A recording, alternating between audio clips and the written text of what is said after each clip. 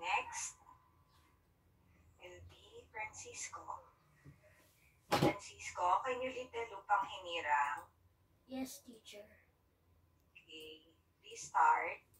Bayang magili, perlas ng silanganan, alam ng puso, sa dibdib mo'y buhay, lupang hinirang, duyan ka ng magiting, sa manlulupig, di ka pasisiil, sa dagat at bundok, sa simoy at sa langit mong bughaw, may dilag ang tula at awit sa paglayang minamahal, ang kislap ng watawat mo'y tagumpay manuningning, ang bituin at araw na niya kailan pa'y may magdidilim, lupa ng araw.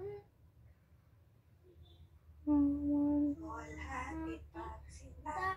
Buhay ay langit sa piling mo, aming ligaya na pag may mang-aapi ang mamatay ng dahil sa'yo. Thank you, Francisco. Okay, now let's proceed with